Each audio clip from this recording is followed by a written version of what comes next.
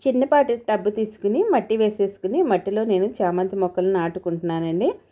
నాకైతే నేను ఎలాగైతే చామంతి మొక్కలను తెచ్చుకుని నాటుకుంటున్నానో చాలా బాగా వస్తున్నాయండి నా చామంతి మొక్కలు, పూలు కూడా పూస్తున్నాయి. ఇవైతే మా యొక్క టెర్రస్లో ఉన్న మొక్కల్ని, అక్కడక్కడ ఉన్న మొక్కల్ని కొన్ని తీసి నేను పెట్టుకుంటున్నానండి. నేను ఈ మొక్కలు నాటుకోవటానికి మట్టిని ఎలా ప్రిపేర్ చేసుకున్నానంటే అండి, అన్ని సమపాళ్ళల్లో అంటే 5% మట్టి, అలాగే 5% కోకోపీట్, 5% ఇసుక, 5% కంపోస్ట్ తీసుకుని మట్టిని ప్రిపేర్ చేసుకుని ఈ టబ్లో వేసుకున్నానండి. 2 రోజులు వాటర్ చల్లుకుంటూ ఉంచాను ఆ టబ్లో. ఆ తర్వాత మొక్కల్ని నేను నాటుకున్నానండి. ఇంకా అంతేనండి, ఇలా వాటర్ పోసుకున్నాను. ఈ మొక్కలు నాకు 2 నెలల్లో నాకు ఇలా పువ్వులు పూసినాయండి. వైట్ పువ్వులు అన్నమాట. చాలా బాగున్నాయండి, చాలా అందంగా ఉన్నాయి. గార్డెన్కే అందం తీసుకొచ్చినాయండి ఇవి చామంతి పువ్వులు.